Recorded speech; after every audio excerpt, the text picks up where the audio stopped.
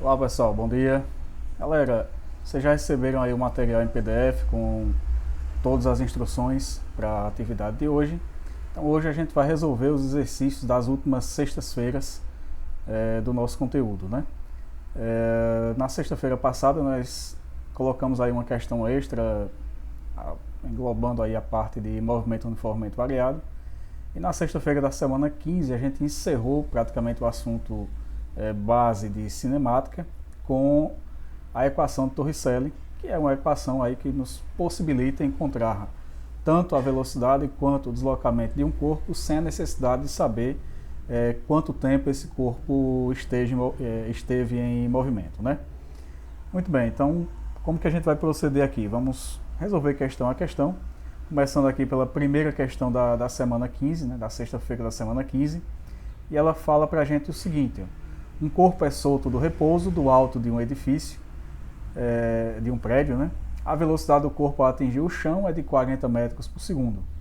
Sabendo que o corpo estava em queda livre e que a aceleração da gravidade é 10 metros por segundo ao quadrado, determine a altura desse prédio. Perceba que dentre as informações trazidas aqui na questão, nós não sabemos durante quanto tempo esse corpo passou aí em queda, né? Nós sabemos apenas que esse corpo ele foi solto do repouso, então isso quer dizer que a velocidade inicial dele é zero e se trata de uma queda livre, né? Você soltar um objeto do repouso quer dizer que ele vai cair livremente de acordo com a aceleração da gravidade que a gente já conhece. Nós sabemos também qual é a velocidade, o módulo da velocidade com que ele atinge o chão. Essa velocidade vale 40 metros por segundo. E nós sabemos que a aceleração da gravidade, o módulo dela, é de 10 metros por segundo ao quadrado. Pessoal, quando eu falo módulo de alguma grandeza física, eu estou falando do valor da grandeza física. Isso porque o sinal que a gente vai utilizar nas equações vai depender da geometria do nosso problema, assim como nos problemas que a gente resolveu aí na última terça-feira. Então vamos aqui para a resolução. Primeiro passo, eu vou esquematizar aqui para vocês basicamente o que está acontecendo, né? Não precisa ser um expert em desenho, até porque meu desenho é simplesmente um esboço aqui, mas é só para você tentar visualizar o que está acontecendo. Então nós temos aqui um prédiozinho, um edifício, e da altura desse edifício aqui foi abandonado um corpo. Então esse corpo aqui ele foi solto, então a velocidade inicial dele é zero. Obviamente que esse corpo vai cair devido à ação da gravidade, então a força gravitacional vai puxar esse corpo para baixo e vai imprimir nesse corpo uma aceleração que também aponta para baixo. Essa aceleração, chamada de aceleração gravitacional, a gente simboliza pela letra G. Logicamente que se esse corpo está caindo, a velocidade que ele vai adquirindo ao longo da queda, ela também tem um sentido que aponta para baixo. Então por isso que eu coloquei essa setinha aqui.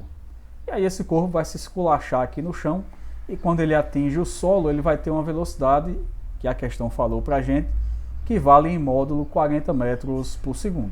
Eu poderia ter anotado ela aqui, acabei não colocando, mas ela aparece aqui no nosso diagrama de corpo livre.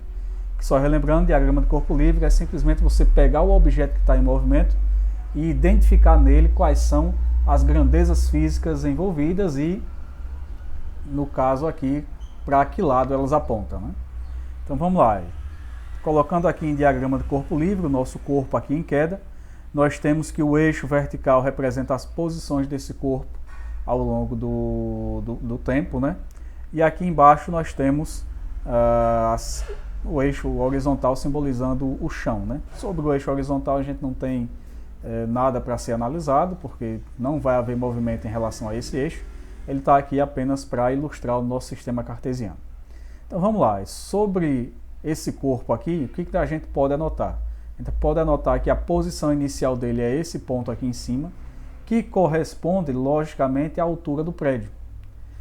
Nós também podemos anotar que a velocidade inicial desse corpo é zero, já que ele foi abandonado, foi solto. E, como nós já tínhamos discutido, a velocidade desse corpo ela tem sentido apontando para baixo, ele está caindo, e a aceleração também tem sentido para baixo, a gravidade sempre aponta para baixo.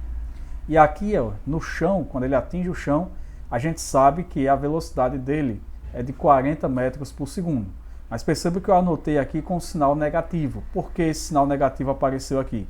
porque o sentido nosso positivo é o que aponta para cima, né? O nosso sistema cartesiano.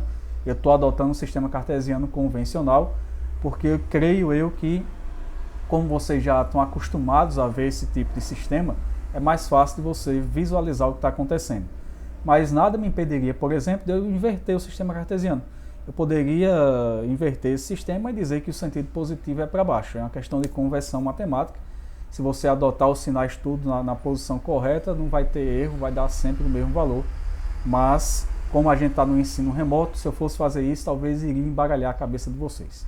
Então, por isso que eu continuo com o sistema cartesiano convencional, sentido positivo para cima. E aí, qualquer grandeza física que tenha sentido apontando para baixo, sempre você vai utilizá-la na fórmula com sinal negativo. É só lembrar desse detalhe. Então, anotando aqui os nossos dados, nós teremos que a velocidade inicial é zero, que a gravidade você vai utilizar como menos 10 metros por segundo ao quadrado, porque aponta para baixo.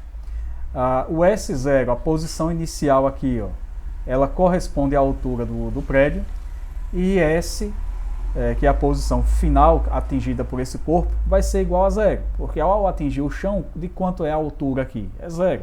Então a gente sabe que a posição final será igual a zero. E a velocidade final, a questão nos trouxe, que é de 40 metros por segundo, coloca ela com sinal negativo, por conta do que eu já expliquei, o sinal é negativo porque a velocidade está apontando para baixo. Então, para o vídeo não ficar muito longo, eu volto já com a equação em si.